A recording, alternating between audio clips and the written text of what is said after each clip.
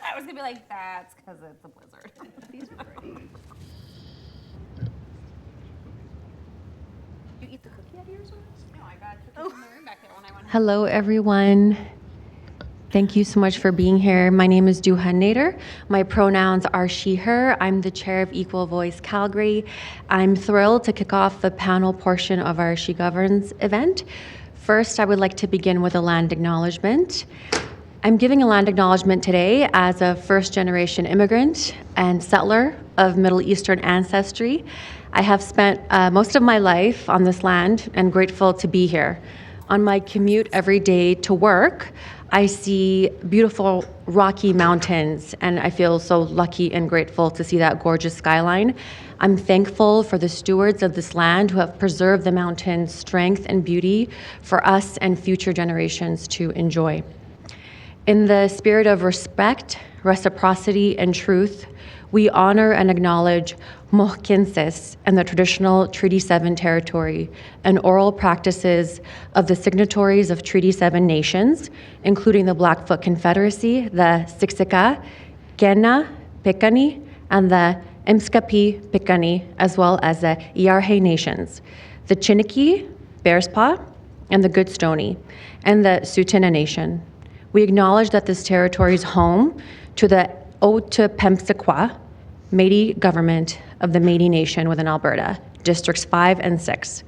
Finally, we acknowledge all nations, Indigenous and non, who live, work, and play on this land and who honor and celebrate this territory. Thank you all again for joining us. I just want to say the morning was amazing. We had an amazing time observing you as councillors and mayors. I want to say there were some amendments that weren't spoken to. I apologize for that. We were really low on time, but I want you to know that you're all heard, and I appreciate all of your perspectives.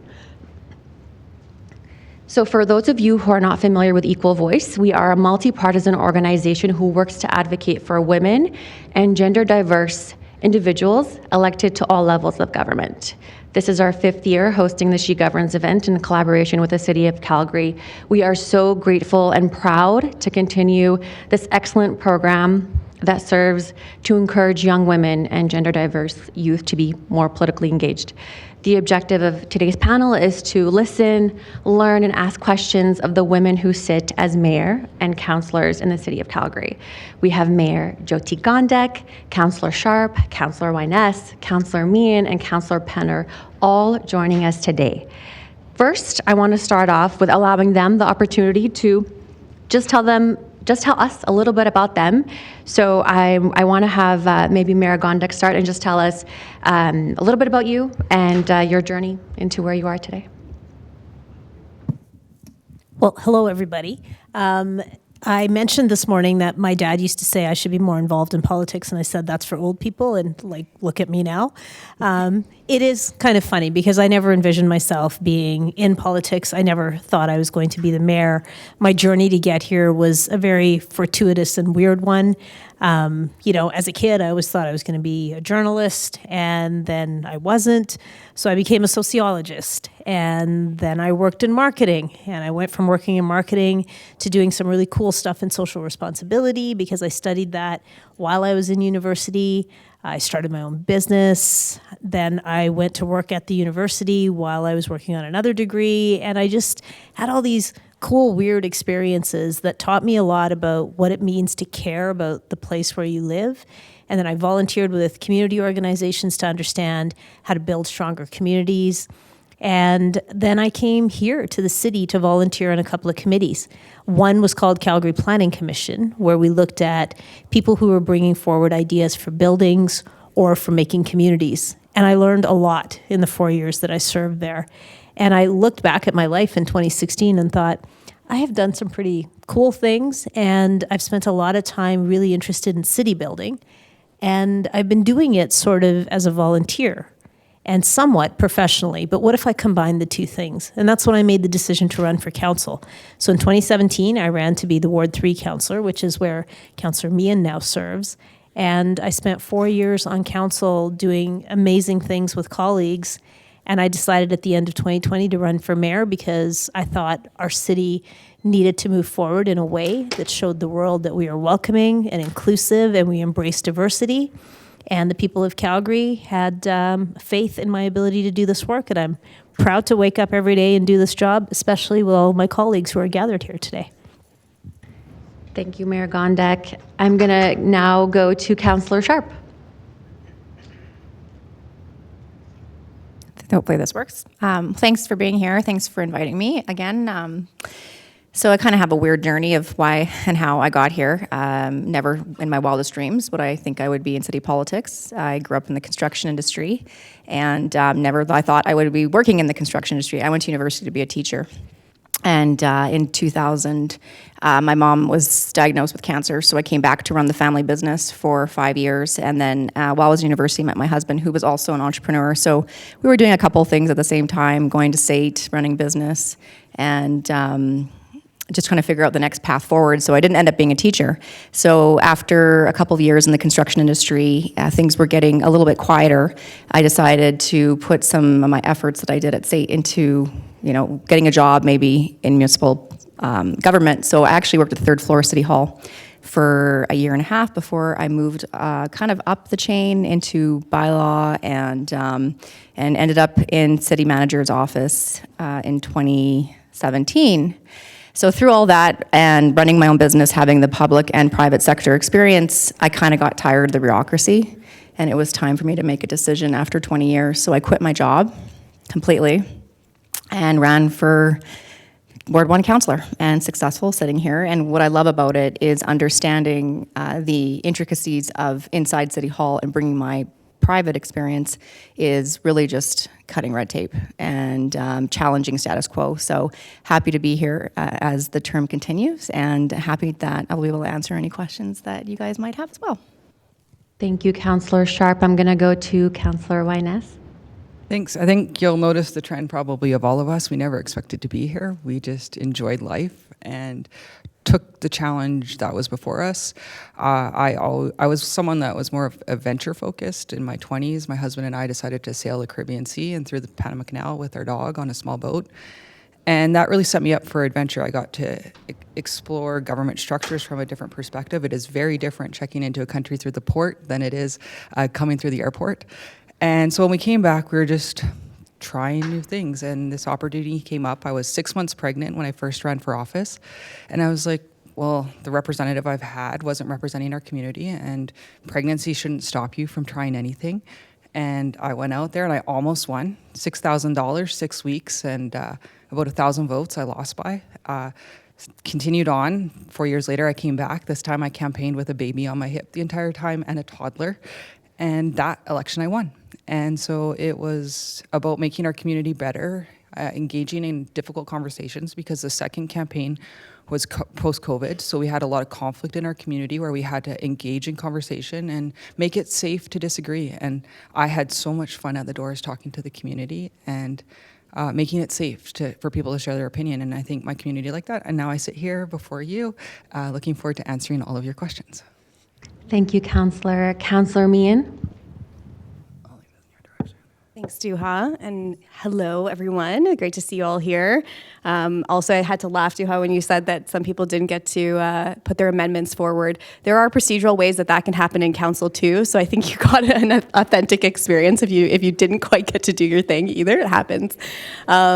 So I trying to think about where my origin story sort of begins. I remember being a little kid in front of the TV on election day, having gone to the polls with my parents to vote, and my dad's an immigrant and my mom is the first generation of immigrant. Her parents immigrated here, and so the importance of voting was always instilled in me. And I remember watching the election results come in as a little kid and not understanding really what they meant, just that there was like this red team and a blue team and an orange team and a green team, and they were competing against each other to captivate the nation in terms of ideas. And I remember my mom always joked that I was going to be Jean Chrétien's right-hand woman, because like I didn't know anything about politics, but he was the prime minister of my entire childhood. And so I just thought that, Jean Chrétien was the guy. And so that was my introduction into politics, and kind of more treated it like an entertaining sport venture than actually what it really is. And funnily enough, I ended up going and committing most of my life up to this point into sport. And I was an Olympian in the sport of wrestling and spent most of my time representing Canada for many years, and that was something I was very passionate about. And it was another way to, put on a Canadian uniform and represent people. There was a lot of similarities to that and what we get to do here.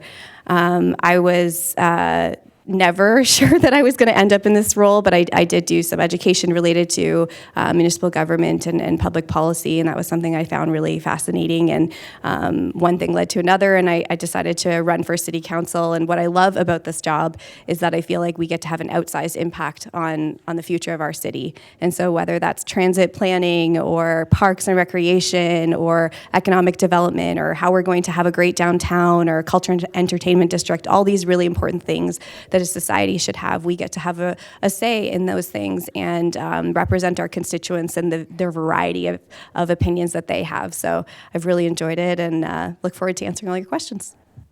Thank you, Councillor Meehan. Councillor Penner. Well, thank you. And first, having spent the morning with you, thank you all for your bravery and your courage and your ideas and the knowledge that you brought and your lived experiences to the conversation today. It was really beautiful to hear. Thank you so much. So my journey, if you actually were to say when's the first time you thought about being in politics, it probably was high school. I was part of my student council. I love social studies class. I maybe thought of it, but then I let it go. And I actually originally went to university to become a phys ed teacher. Quickly decided that actually that wasn't my path. I like to be active, but I didn't want to teach other people to be active. And so I ended up doing actually English in university. So fast forward a few years, I became part of my community association. So volunteering, I started off with a playground build. And then I became president of my community association. And through that work, I started doing some policy work with the city of Calgary around how our city grows and changes. So around land use and planning. And so I sat as a volunteer on a couple committees and gave, my feedback as a community member. Simultaneously, after having run my own business, I moved into working in the tech sector and being I called myself the Rolodex of the tech sector. So I knew who was who in the zoo and helped connect people. And so I was doing this community connection in the tech sector. I was doing, policy work with the city of Calgary and volunteering with my community. And at the same time felt like Ward 11 deserved a really honest voice. And so I put my name forward to run because I thought I have a background and skill set of all that being a counselor is. It's community development, it's working with people, it's thinking about policy and helping to make it better. And so that is why I'm here today with you. Thank you so much, Councillor Penner. Thank you all for being with us today. I would like to introduce the moderator for today's panel portion of the She Governs program. Jenny Hedinga is a proud member of the Otipemisiwak Métis Government, Calgary Elbow Métis District 6, and currently makes her home in Mohkinstsis. She is the Indigenous Program Liaison for Recreation and Social Programs with the City of Calgary.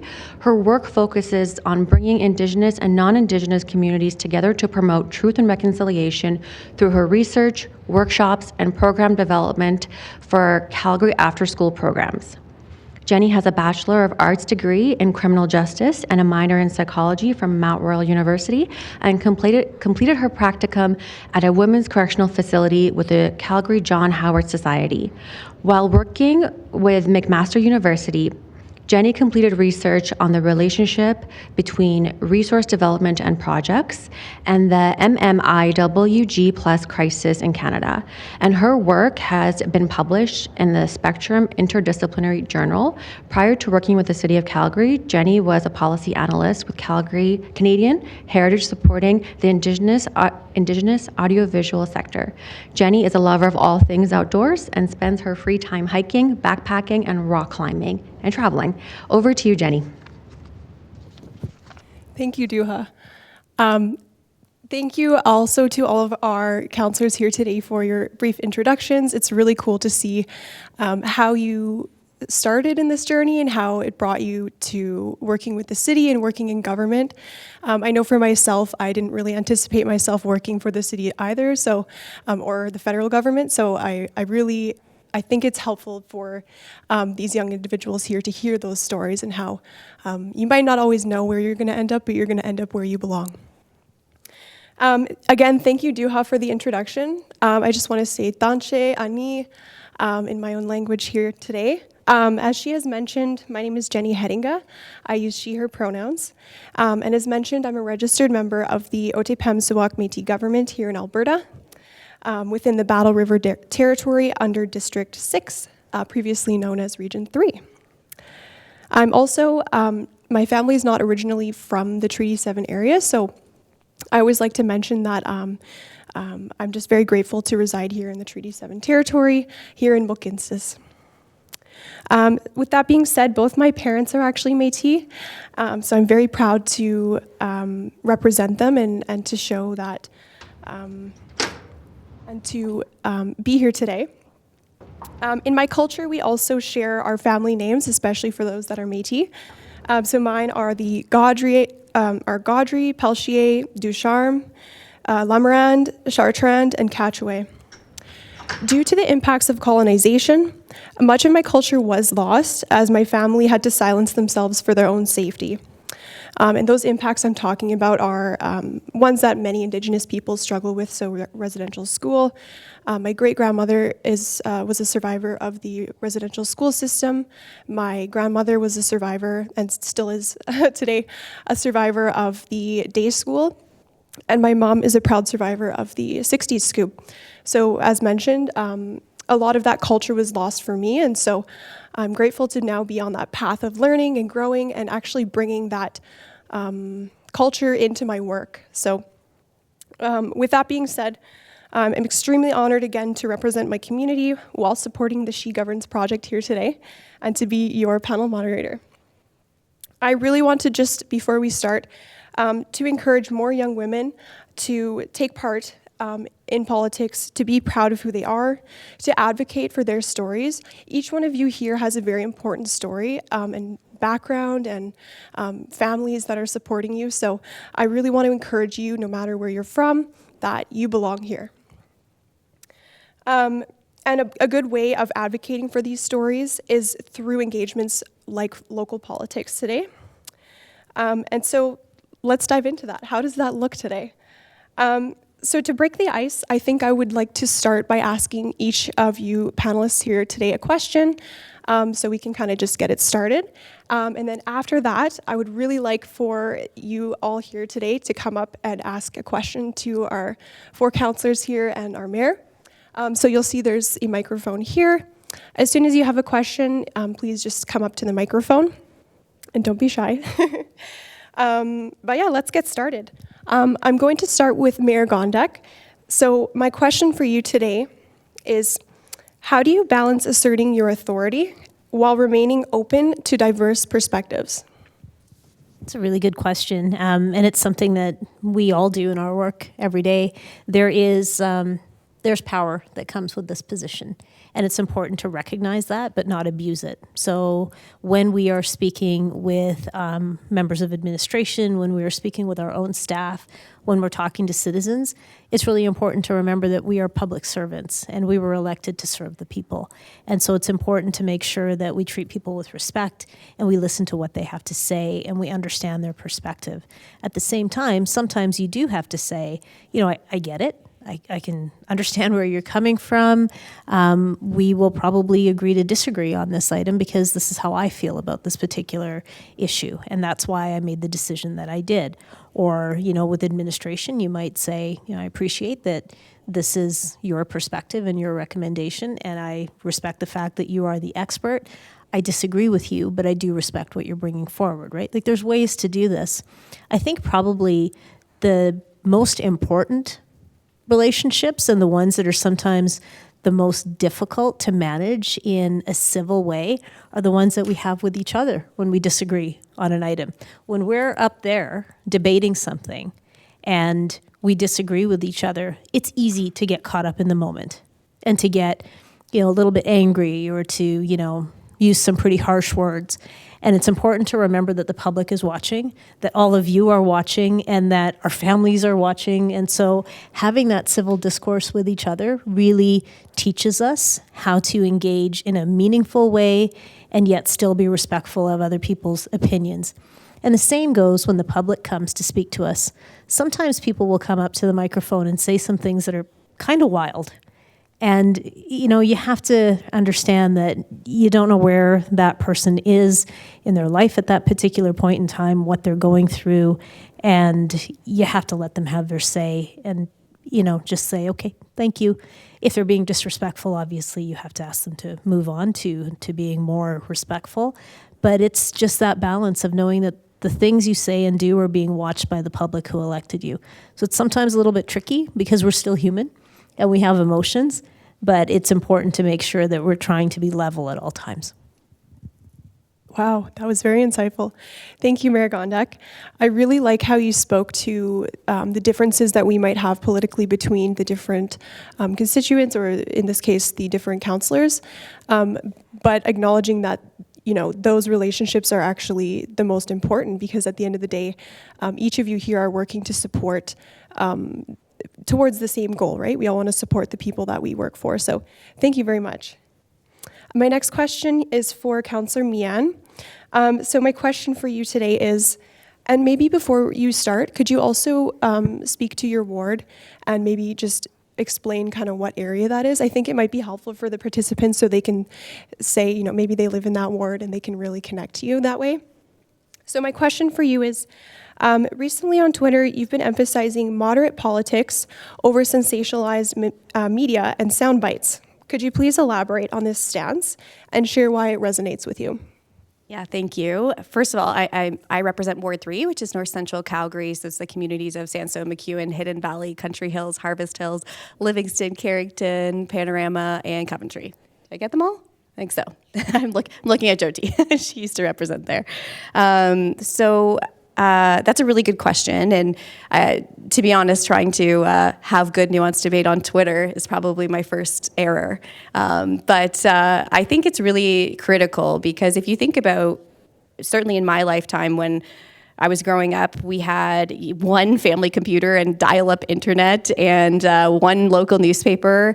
It was a very different environment than what we live in now, where we all essentially have like a computer in our hand and we're getting constant information. Everyone has a platform.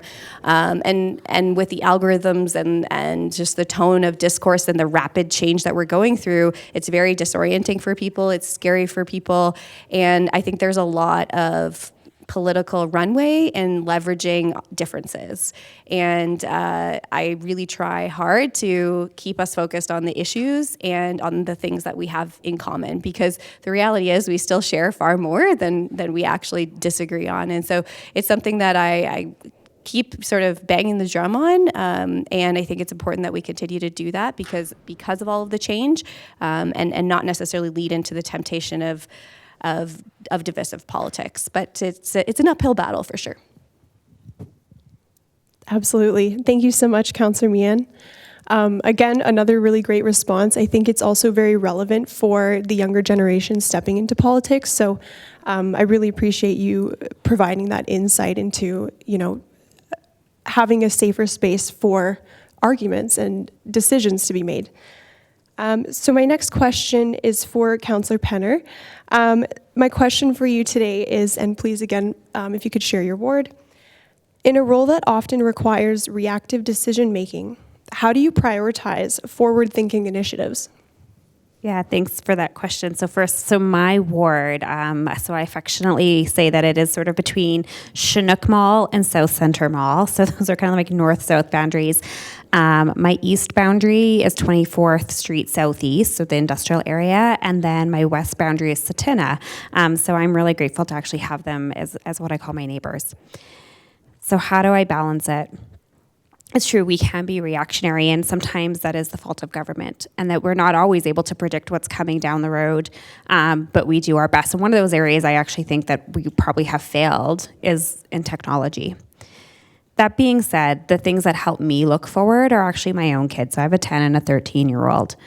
And I talk with them a lot about what's coming up, and conversations like this with other youth who are looking for different paths forward and different opportunities, and whose job, like the jobs that you're going to have maybe outside of this one, we don't even know what some of those jobs are going to be. And so keeping in mind that we don't know the future, but we need to try to course correct so that we're not making the same mistakes of the past, helps me try to think and be a little bit less reactionary, because you can get caught up in the problem of the moment, but it's also then about understanding what got you to that problem. And so understanding the contextual history and the situation, so that we can make better policy decisions going forward. Very well said. I like your term of course correcting. I think that's a really great way to approach government, in the sense that we may not have taken the right steps to get somewhere, but we can still make a difference and get ourselves on track. So thank you very much for that response. My question is for Councillor Sharp next. So the question for you today is, how does your experience in both the public and private sectors inform your approach to representing your constituents? Thank you. So I'm the councillor for Ward 1, and I always talk about my ward looking like a pizza. So west of Crowchild all the way to Cochrane and almost to Callaway Park. I'm ready to annex Callaway Park. So we actually have an amusement park in Ward 1. I'm working on that one. That's right. Yeah. So I mentioned before that I did work at the city for 20 years. And so working at the city, really you just learn about the policies, the governance, being a good public servant. Most of my jobs at the city were very front-facing, so I was dealing with the public every day. I started off as a lifeguard, actually, and a swim instructor, and then when I worked at third floor City Hall, which is just up the stairs, you can see that you're interacting with the public. In this job, we interact with the public, so it set me up for success on that side. On the private side, my parents were immigrants to Canada, started their own business. We worked to live. My dad, just number one goal was to put food on the table. So I would say that the two kind of helped me be a well-rounded individual in this job, and understanding the intricacies of government and how to be a good public servant, but also bringing forward the understanding of like economics, innovation, and diversity. Also with Ward 1, I do have a very unique ward. I've got, communities from all different scales, all different demographics, but that helps shape the excitement of being a councillor in Ward 1, but also the understanding that the city is unique, and we have to be able to bring all our approaches forward to be able to serve all Calgarians. So I would say that those two things together have helped me understand the politics of good governance and being able to just serve the public and the everyday Calgarian. Wonderful. Thank you so much, Councillor Sharp. So I'm going to start, I'm going to ask the last question for Councillor Wyness. I did just want to remind everybody listening today, after this, I'm going to try and get you guys to come up and ask questions, so just keep that in mind. It's coming. So my question for you, Councillor Wyness, you really emphasize the importance of expert opinions and stakeholder engagement. I also really appreciate that. So why is this so important to you? First, I'll start. I'm Ward 2. I'm sort of between Councillor Meehan and Councillor Sharp, north. So you go up Crowchild and then all the way to city limits. So I guess Evanston would be far out there, Glacier Ridge. So I go established Greenfield communities. But to answer this question of why I'm on data, and expert opinions is one, we need to take that ideological focus away. When you start talking about data and focusing on the issues, it kind of takes some of that runway away that we're talking about on in the community now. You go to Twitter or X or whatever you want to call that platform, it's a blood sport fight of not holistic thought, not talking in full sentences, which is what has been lost in today's world. We don't talk politics around the table. We've made it unsafe to engage in disagreement. And I want to start the conversation off on at least a common ground. And I also like challenging experts because, as we know, new information is presented. What you guys are learning in schools is different than what all of us were taught. And you have actually more information to process than what we had to process. And so we're drowning in all of this information, but it's how do we make ourselves critical of the information presented to us? Your generation has to be better at that. You have to discern what is a factual website and what is just made up BS. And I love looking through the algorithm and Taylor Swift and Kels, like the football player, the stories that are coming up are what's fact, what's fiction, and that's kind of what you have to take that presentation and apply it to what we are trying to govern on. Think of some of the stuff that is presented to you, even in the newspaper, was not actually as factual as it could have been. And so challenge what you read, challenge what you see on your algorithm, challenge what you hear us say, and take it back to where we have to focus on what is the data being presented for some of really important issues that are facing your generation, our generation going forward. And so we can actually make a policy that is not just a headline, because environment has been growing. I'm a climate cynic because when I was in elementary school, I was told that we were going to stop this, that we were going to make policy changes, and the politicians that came before me didn't. They gave us headlines. They said the blue bin will solve it. It didn't. Oh, now we're going to mix it all. Like it gets us focused on whether we have moved the needle or not. Thank you, Councillor Wyness.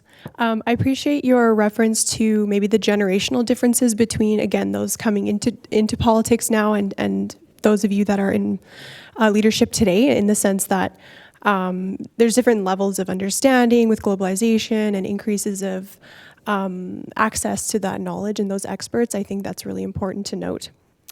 So now I'd like to provide the opportunity for any participants to ask a question. So I just wanted to remind you that this is a safe space for you to learn and to ask questions to these wonderful women standing in front of you today, or I guess sitting. They're here to really answer your questions, and I think it's a really unique opportunity. I wish I had this opportunity when I was in high school as well. So yeah, again, this is a safe space. You're able to ask difficult questions. These women get asked very difficult questions all the time. I'm sure they can handle it. Obviously, just being respectful of differing views. But again, don't be afraid to ask those hard questions. So you can come again to the microphone here, and I'd ask that you, if you have a particular councillor or the mayor that you want to direct your question at, you can just name them. If not, I will just direct it to one of them so we can have a roughly equal amount of questions for each of them. And then for the panelists as well, I know sometimes there might be a question that's not directly asked of you, but you're like, oh, I love this topic. I'm really passionate about it. So if that comes up, please just pop in and add your 2 cents to it as well. Yeah, so does anybody have any questions right off the hop? Yeah, please come up to the microphone. Just start lining up.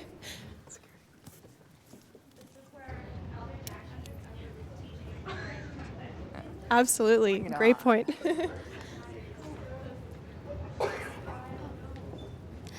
Hello, I'm Harini Srinivasan, and I just really wanted to start by thanking you for this amazing opportunity, because I moved to Canada last year in June, and until then, back in India, my biggest aspiration was to be part of the government, and coming in here today really rekindled that spirit for me. So my question to you is something that I personally struggled with. It's that, why do you think being part of the government is the best way to contribute to the society? Because there are ways through NGOs, as independent contributors, philanthropy or activism, and I think youth can easily be drawn out to the different options that we have. So why do you think government is the best way? Yeah, absolutely. Councillor Penner? So I want to answer this. It's actually not the best way. It's just one of the ways. And it actually takes us working with all of those organizations that you listed. So from individual citizens to nonprofit organizations, to for-profit organizations, it actually takes the collective of working together to make a difference. So this is actually just one place that you can make a difference, but all of those are equally important. And there are far more change makers on the outside than on the inside of government. So know that they're all valid and important. Thank you very much. And thank you for such a well thought out question. Thank you. Yeah, great job. Okay, go right Hello, ahead. my name is Ria Sajid Ali. I have a question for all of you. How do you manage your career, such a big career, and your home life at the same time? I kind of struggle with school and home, and how do you balance that?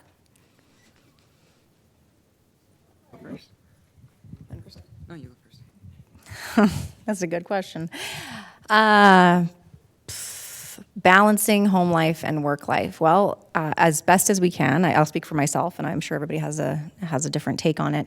And one thing with this job is I really try to make sure I know my kids' schedule. Families first in my world. It doesn't matter if it's my boys, my husband, or my immediate family, my parents. So I look to see, kind of what they're up to for the next month. And one rule of thumb, usually in my house and with my office, is I take 1 to 2 weekends off a month. And it's really important, not just for my family, but for myself. These jobs, I hate to say, they're 24/7. And, you leave here, you're getting emailed, you're getting called. And so it's really important to have that.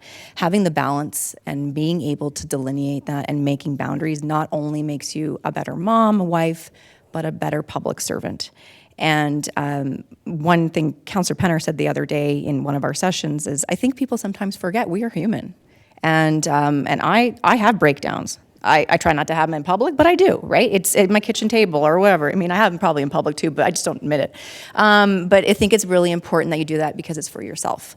And being able to balance that out is really important. It's probably the toughest thing about this job is how do you balance being all those, I guess you can say, people in somebody's life. Great response. Councillor Winus? Thanks. I always describe this as a lifestyle job. When you sign up for it, yes, your contract says, I think, 37 and a half hours a week. And we all laugh at that when we signed that contract because we know it's not true. Yeah, I know, eh? And so you're always, even when I'm with my family, because I have very young kids, it's a reset. It gets me grounded in who I represent because I am a reflection of my community and my neighbors. When I have all the kids playing on the street, and it was funny, my street, we all had boys that are the same age and girls that are the same age. So in the summertime, it's awesome because I'm connecting with my neighbors. I'm hearing what their issues are. And then that helps me bring that voice to hear. And if I didn't have that, I think I would be pulled in a direction that is not representing Calgarians. Because it's very easy to be surrounded by people that tell you what they want you to do in this job. And having your family ground you allows you to have that healthy pushback of those that want you to do things that most Calgarians don't want. And so I use it as something as a reset, being with my family, doing dishes. Oh, I love that. You tune out, start scrubbing some dishes, and it's like, that's what life's about. No, I'm sorry, dishes. Yeah, you got to fit that in because this is a very privileged job that you can get lost in. And it's those little things that I think remind me of why I got into it. And I try and keep that in my life and playing with my kids and teaching. And I just love it. Like, it's my community. I live my community life. Thank you so much. Councillor Meehan, did you want to respond to that, or should we go to the next question? I can quickly just jump in. And so when I was elected, I didn't have any kids yet, and so I really did want to have a family, and I ended up having a baby 5 months ago, and continuing to do this job. And so it's not an easy thing to do, but it is possible, and I think it's really important to not sort of have to choose. And I think one of the things that we need to do in these seats is try and make this place a more accessible place for people who have families, and so allowing us to have remote work. We just had a debate about that at council a couple of weeks ago, just to keep that accessibility so that, just like some of my colleagues mentioned, like we work 70-hour weeks, a lot of weeks, and you might be in a meeting until 9:30 at night one night and then start the next morning in a whole new set of meetings, and all the days are like that. And so we are trying to change the system to be a little bit more friendly as well. Thank you so much. Thank you. Mayor Jody, did you want to answer that question as well? I think this is a really important one, so I would like to hear. I can do it quickly, and then we can go to Councillor Penner too. I will take a slightly different perspective. My mom lives with me, and so she's someone that I think about often.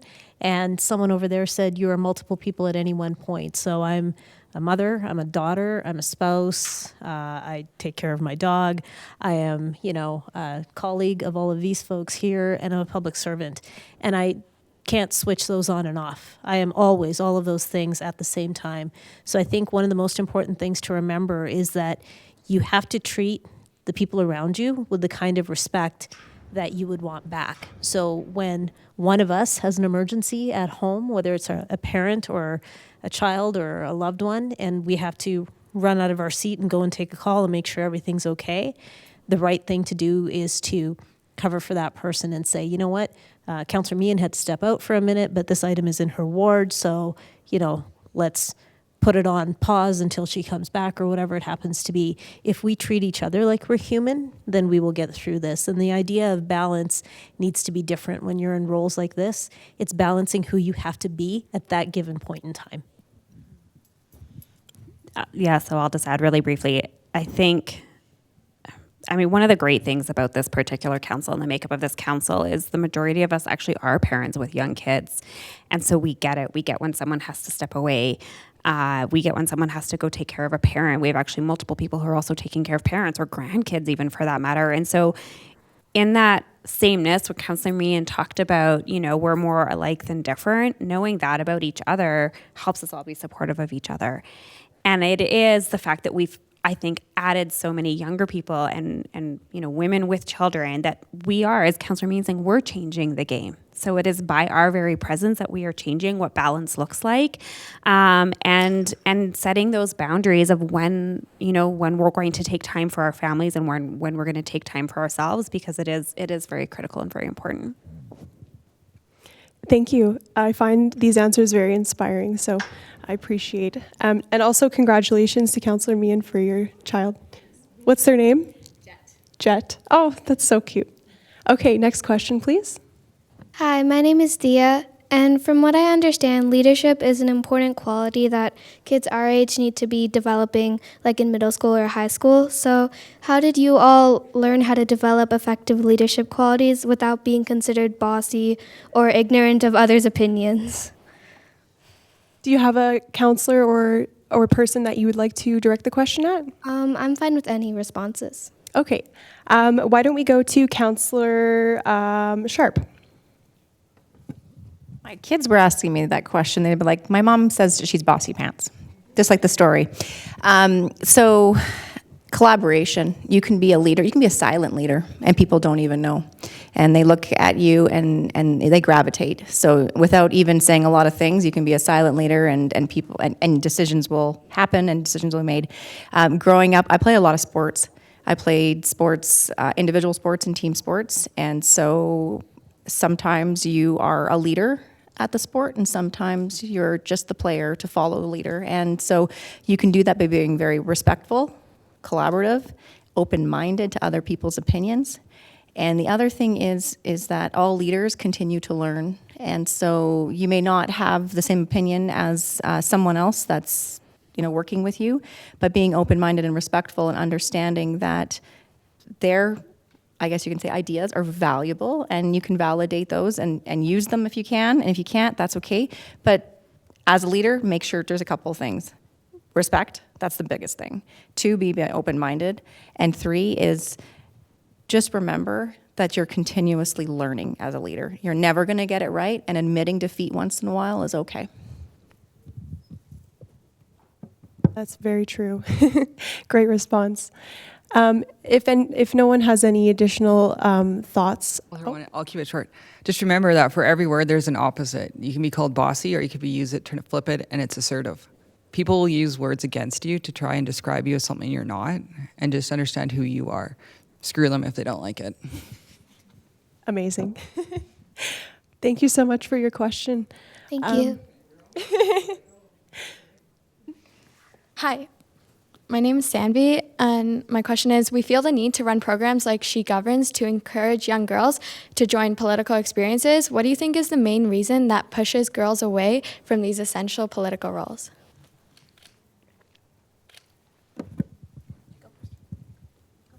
Well, this kind of carries on to my last one. We are always Language is used against us. We're supposed to be women. We're supposed to be soft. We're not supposed to be assertive. We're not supposed to be strong. We are underestimated.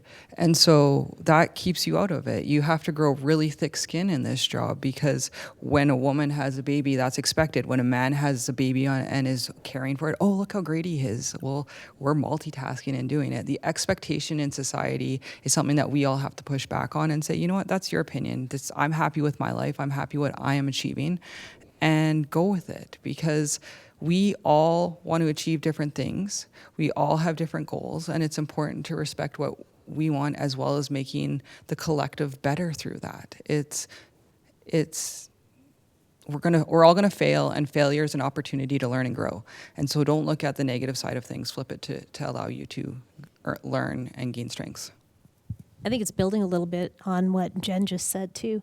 We are expected to be multiple people at any given time. We have often many more responsibilities than our male counterparts do. Not always, but quite often that's the case. You're a caregiver to multiple people. You're expected to be a good student. You're expected to be a good spouse. You're expected to be good at work, all of those things. And it just doesn't leave you the space to be in an elected position sometimes. And also from the time we're young, we're not often encouraged to get into these types of roles because they can be nasty. And the people who care about us love us so much they don't want us to be exposed to these things. So I think it's a combination of a lot of things. People who are well-intentioned that don't want to see us hurt. And then there's the negative, like Jen just said. There's people who think we can't because we're too weak. And I think one of the biggest things that we can do for women moving forward is to be honest about what jobs like this are like. When they're hard, we have to say why they're difficult. When they're scary, we have to say that. What is it that makes you fearful? Because if we're not calling these things out, we can't fix them. So I think women have to be honest about what it's like to be in these positions so that we can attract really good people like you to come and do these roles, because we make them better for you. I think one of the challenges that sets women back are some of the myths around what it is to be a politician, right? So going back to the question around balance, how do you balance it? You balance it because you can, because you will, because you actually have the freedom to do that. We, to some degree, can set our own schedule. Jyoti maybe a little bit less, right? But she stepped up to take that role. I think sort of there's the myth of what kind of education you need, what kind of experience that you need. You have to, we hear often like, oh, you need to have been in business. Like, and trust me, having business experience is great, but it's not everything, right? There are lived experiences that you have because we take care of so many things. We have 63 business lines as a city. So everything from waste and recycling to housing to social services and recreation. So we need experts in all of those things. So whatever your lived experience is, you have a brain, you have a heart, and that makes you uniquely qualified to do this job. And so I think the myths on what makes a good politician or what experience you need to bring to the table, we need to start shattering those. And I think that we are all a great example of that, having come from those different backgrounds, different ages and stages of life. But really, it's our brain and our hearts that we believe in ourselves that'll get us there. This is a really good one. So I'm going to just quickly jump in. And I agree with a lot of my colleagues that it is about expectations. Even in the story I told you a little earlier, right? My mom didn't say, you're going to be prime minister. I was going to be the prime minister's assistant, right? And so some of those things are even come from people we love that are very well-intentioned societal expectations. But prior to being in politics, I was in wrestling, which is a very male-dominated sport. There's a super majority of men. And when I was born, there was not like a world championships or there was not an Olympics for women to go to. And women had to kind of come to the door and be like, hey, we want to train here. We want to do this. And slowly over time, like barriers were broken down. And when by the time I came around, there was like no reason why a young girl couldn't dream of going to the Olympics, because by then it was a possibility because of the women that had come before.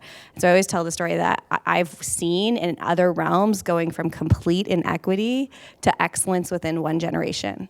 And so in your lifetime, you're going to see, you know, maybe there's only 5 women who are on city council right now, but who knows what it's going to be like by the time, you know, you're ready to step up and do this job. And I also remind people that we do have a woman mayor, which is amazing, and also both leaders of the provincial parties provincially, like are women as well. And so I think that there's clearly space, not just for women to hold the seats, but what I always look for is can women rise to the highest roles? And in this province, in this city, I think that answer is yes. Thank you so much. Hi, I'd like to start first of all, Madam Mayor, I love your socks, they're amazing. But on to my question. Question for all of you as a panel of women, and because I've heard a lot of you in the past expressing irritation towards having to answer questions that you know would never be asked to a man. So how do you deal with those type of questions without perpetuating cycles of women in politics being perceived as too aggressive or bossy or things like that? I'll answer. Yeah. I'll answer this question because it actually came up on my campaign door, and I believe my EA was there when it was asked. It was knocking on a door, and it was a woman who opened the door, and her first question to me was, well, how do you expect to be a politician and a good mother? So I just politely looked at her and said, thank you so much, and I really hope you're asking the male candidates that question, and I walked away. So that was the best I could do at that point. So that's telling you sometimes what the narrative is out there. You just have to be able to change that around and just own it and walk away, and don't give them time to think anymore. That was it. Wow. Thank you so much. I love that response. Thank you for your question.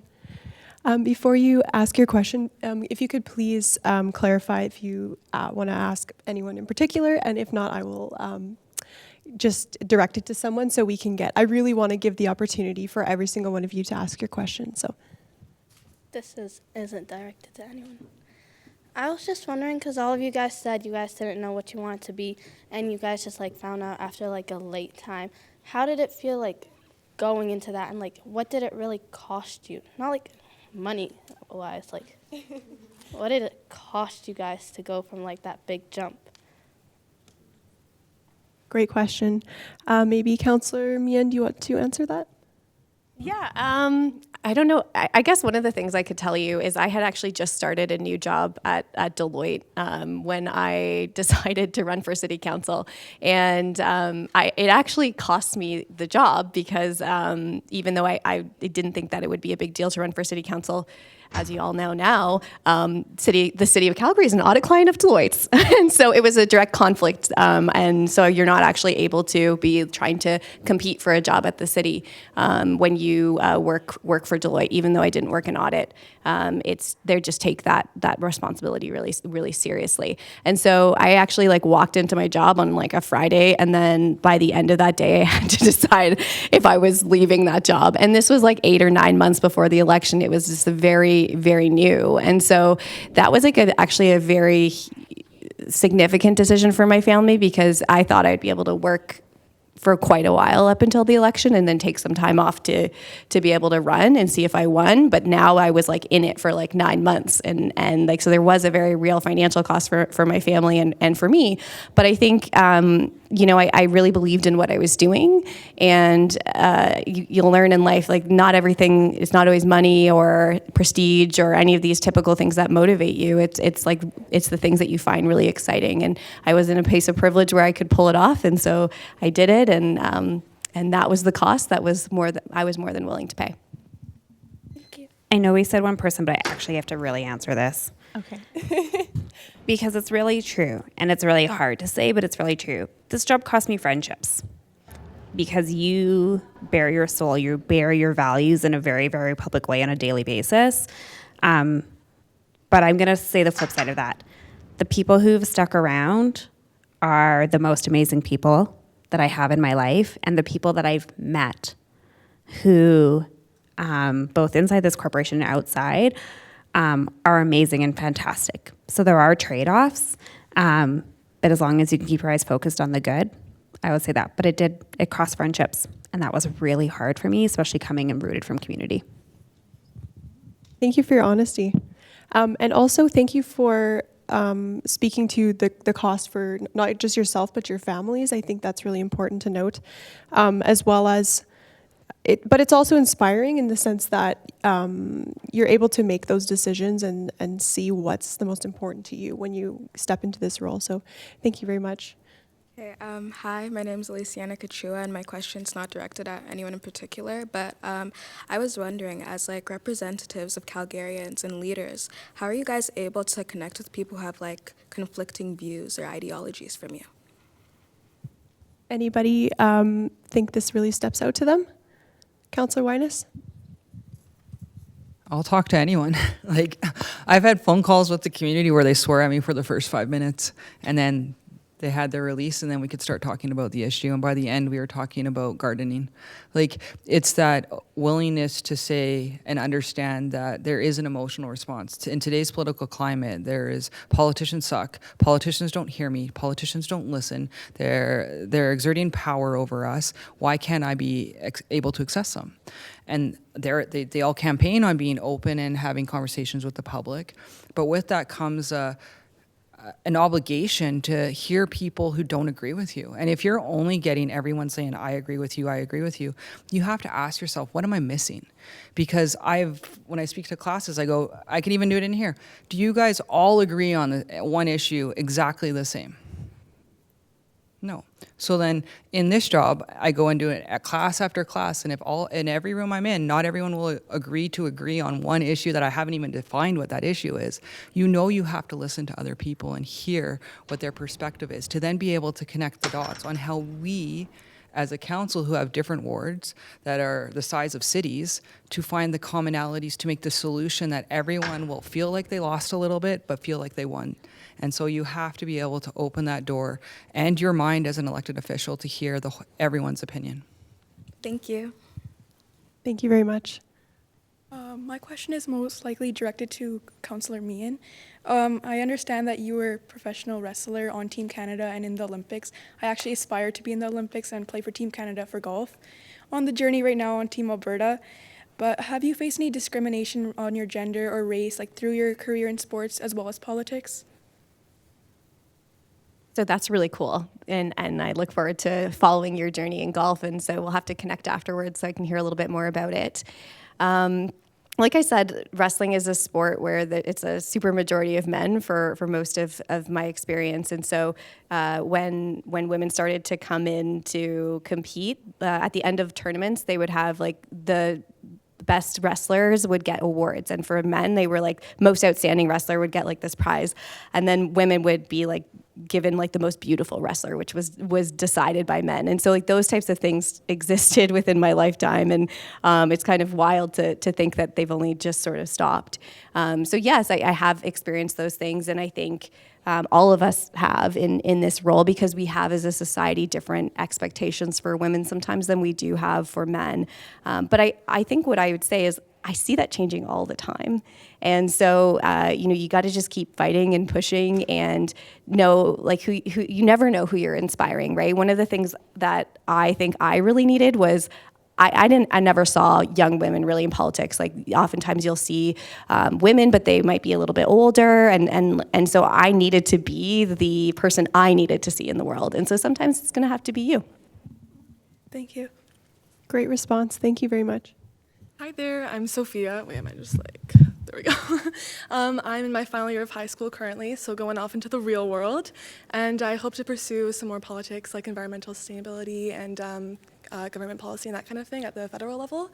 But I've been noticing a lot of feelings of inadequacy and imposter syndrome, like kind of conditioned, I feel like. And I was wondering what kind of tools you employ to kind of combat that right now. Thank you. I think Mayor Jody, I think this would be a great question for you. Thanks for that question. And you know what? That idea of being an imposter and imposter syndrome sometimes stays with you for a very long time. I've been mayor for like almost 2.5 years now, and I kind of forget sometimes.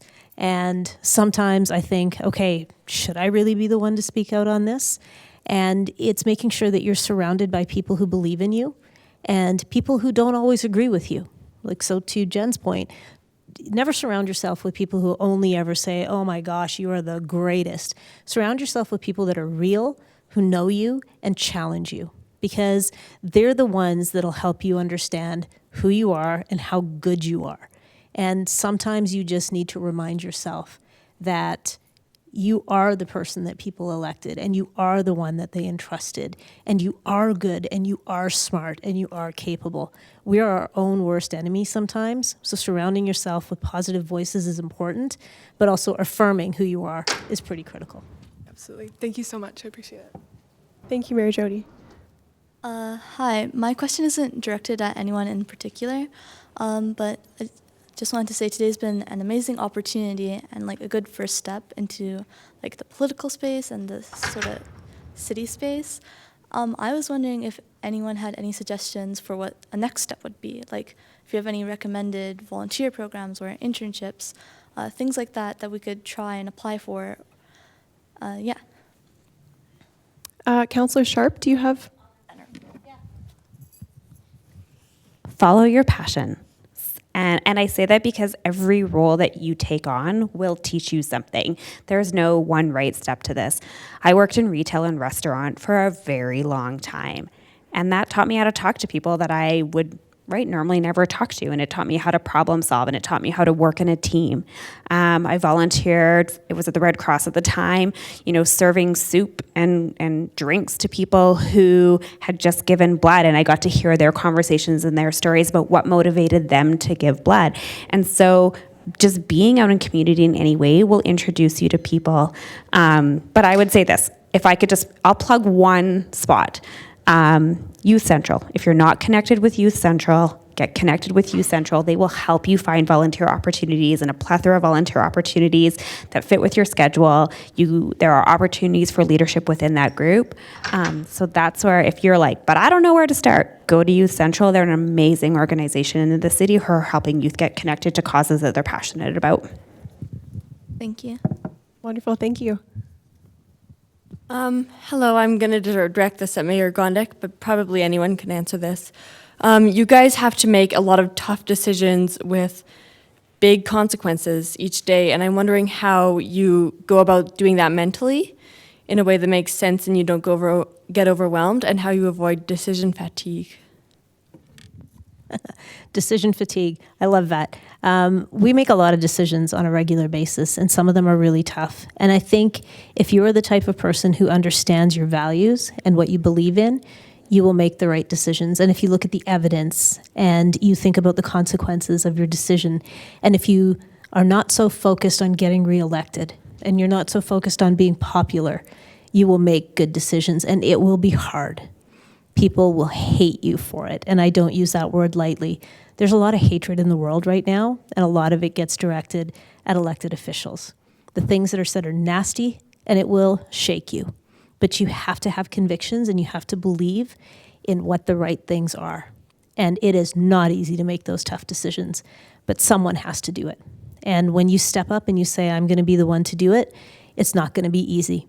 But you have to believe that every time you make a good, strong decision, you are helping somebody, and that should be the reward that you look for.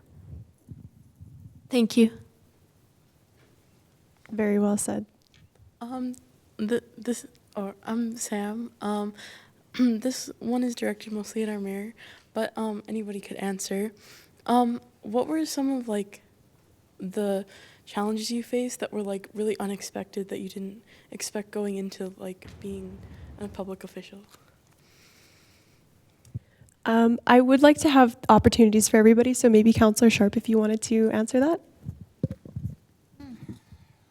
Okay. I thought I had an idea because I worked for the city for such a long time. I think the expectation of, and I'll say a little bit what Joe T mentioned, the hatred on social media. People hide. So what you see is what you get. If you want to have a conversation with me and you want to tell me you don't like me, you want to tell me about my decisions, come talk to me. But the perpetuating, and I'll say it's like the bullying that happens on social media from people we may know or not know. At first you're like, hey, this is a lot, and you don't expect it.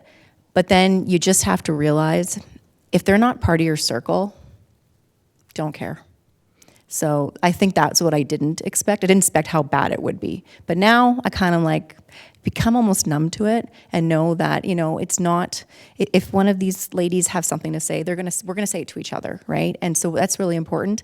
And so figuring out how you really mindfully realize that a lot of that is just fake. And that was the hardest thing to really get my head around at first. Hi, my name's Erlene Sandu, and anyone can really answer this question. So, a lot of you said that you want to create change that you haven't seen in the past. However, this change can be hard, and we noticed that today in the council as there's so many amendments that you have to make and the different policies and stuff. And this can result in a lot of people getting mad at politicians or city councilors saying, oh, you know, you're wasting taxpayer money. And especially as women, I feel like you could get those directed towards you. So I was wondering how you deal with that. How do you show people that you can do it, it's just not in your control? Great question. Does anybody want to answer this one? Or I'll just pick on someone.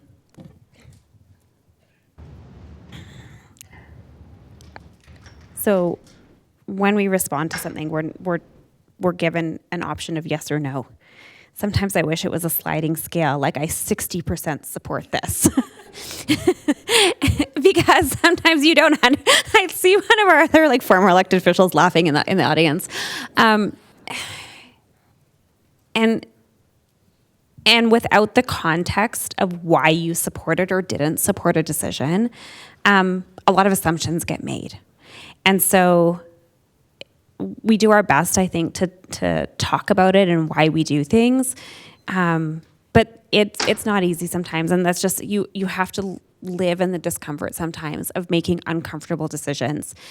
And sometimes you're 100% supportive of things, and sometimes you're 100% not supportive of things, but more often than not, you live somewhere between that 1% and that 99%. And it is gray, and it is blurry, and it is messy. And I think sometimes you do the best with what you have before you, and this is where I talked about course correcting later on, is you'll have to come back and revisit things. So you have to sometimes live with a little bit of suck that exists in the world and exists in the decision making, but know that there's future opportunities to change things too if you talk to the right people. All right, thank you. Jeremy, can we work on the sliding scale? You're on it? Thanks. Hi. Oh. I came as a magic 8-ball as a joke for Halloween because that's kind of like sometimes how it feels making a decision. Maybe we need a Likert scale or something. Yes. Thank you. Please go ahead with your question. Hi, I'm Kiana. This isn't directed to anyone, but what are the cons of being a council? Like the cons? Great question. Councillor Winus, do you want to answer this? I think it's the personal attacks. Like, when you first get in, there's this expectation of perfection. Like, you don't want to mess up a word because you want to make sure. We've even debated words, and it's like, do we want to have perfection or do we want to make change? And in that conversation, you have the public who, and sometimes I'm always chuckling because we're like debating as if the public's actually watching and it's a committee meeting, and we know they're not actually watching. They might take the clip and use it against us later, but they're not watching it in that moment. And so this con of perfection, assumption about who we are, their depth of knowledge of what we're actually trying to solve, is one of the cons of this. We put our names out there. This is also why I'm fully against party politics at municipal level, is because we are individuals that are trying to solve municipal politics or issues that you touch, feel, and interact with.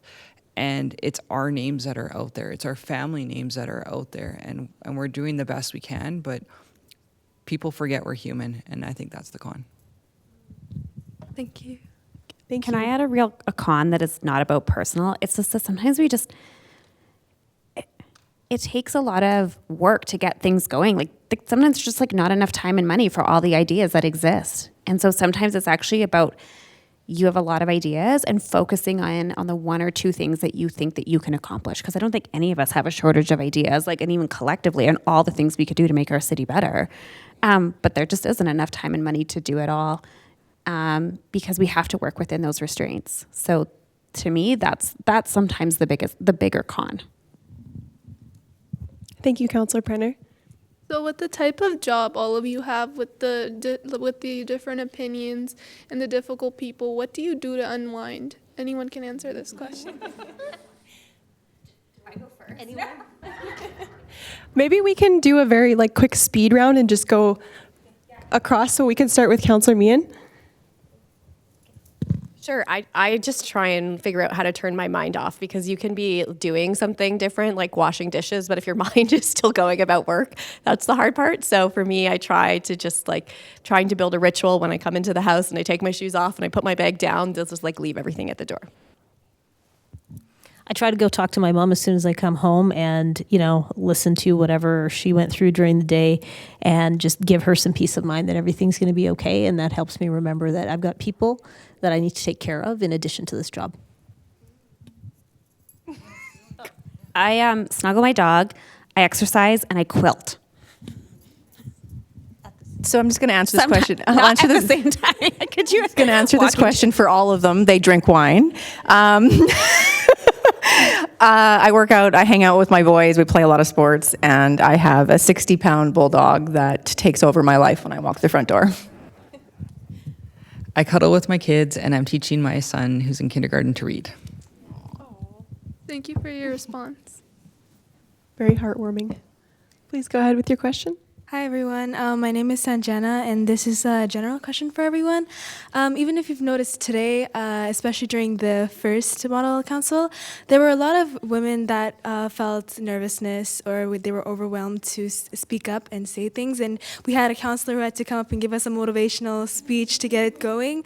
So what would you say to us to kind of get over that barrier and kind of regain that confidence that you need in such situations? And how do you exemplify that? I think that Mayor Jody Gondek would be wonderful, because you're such a fantastic speaker. Well, and I think Councillor Sharp wanted to add in too, but I'll say this. Don't worry about the nerves, because those will stay with you. I mean, I still get up and get nervous before I go to speak in some venues. And sometimes we're making really important decisions, and it's really hard to say what needs to be said. So don't think you're ever going to get to a point where it's going to be perfect and you're going to be, you're just going to go up and things will just flow. The more real you are, the more authentic you are, the more it matters. It makes you relatable and it makes you believable. So don't worry about the nerves. They just come with the territory. You'll be okay. Thank you. Nerves show you care. If you're not feeling an emotion, then why are you doing it? That's telling you that you're vested in it, and it's a good sign. Hi, my name is Ivanka de Fundufila, and I would just like to ask, do you guys think our generations, our age or just the ages younger than us, are actually going to change the future positively or negatively? Well, thumbs up, positive. Positive. Absolutely. Great answer. Councillor Meehan? I think the truth is of course we all hope very positively. I think the reality is though is that the next generation has to be better than all of us. And that's not a fair task that is bestowed upon you from previous generations, but the challenges are so much more complex and the world is moving so much faster. And so we need you to be ready to sit at that table and take on that challenge. And it might not be fair, all the things that come your way, but we need your bravery and we need your courage. Thank you. I just want to add to that. I think every generation makes change. Look at World War I. What changes happened there? World War II. The generational change of what was socially acceptable to what is socially acceptable now. If we don't acknowledge that there has been massive change, even from our generations, like I'm a millennial, that's change. There's going to be new innovations. We got to worry about AI right now. But for us, we went from dial-up to every device in a phone, and now I carry 2 of them. So there is change in and if we don't say the generation before didn't make something good happen, then the change you make will not be acknowledged as being positive. So let's look at what was good and what is bad and how you guys are going to do the next iterative change, because that's what this council is trying to do. We're doing small changes, and we're acknowledging that there was some good from the last council, and there's some stuff that needs to be cleaned up, and we're working to clean it up. I'm just going to add one thing quickly. Councillor Meehan and I, as an example, we are a full generation apart, like full generation. And I watch the things that she does and she says and the confidence with which she delivers her remarks, and it's much different than my generation. So the confidence that I see in Councillor Meehan's generation is night and day from what mine was. And that gives me so much hope for what your generation is going to be like. So you have a real example here. So if you're ever worried about whether or not your generation is going to be the one, yeah, you are. You're going to be great. Thank you so much. And I think that was a really perfect question to end on. I think it's good to know, what are the challenges you might face as a woman in politics, but also, just that reminder that you folks here are the future for our city and maybe even for our country. So thank you very much for that positive affirmation, and I couldn't agree more. Again, I'd like to really thank everybody here for participating. It's been a wonderful morning and afternoon. Thank you to those that have asked questions. Each of you have had a really important question to ask, and they've all been so well thought out and so thought-provoking. I'm just going to be going to bed tonight what was that question again? So thank you again. And thank you for your bravery of coming up. I know, again, we talked about nerves. This is the first step of moving forward, right? You have to just at some point say, yes, I'm going to do this. So you've all done that today. I'd like to really personally thank each and every one of you panelists here today for showing up today. I know you all have very busy schedules, but this is a priority to you, obviously. So thank you for your well thought out answers, for being so real. I think that's something I really appreciate in leaders. So thank you for sharing a little bit about your families, your pets, your frustrations in life. I think that's all for me. Again, I think this was a really great panel, and I'm going to hand it off to Duha. Is this on? Hello. Yes, thank you so much, Jenny. A round of applause for our panelists today and our moderator.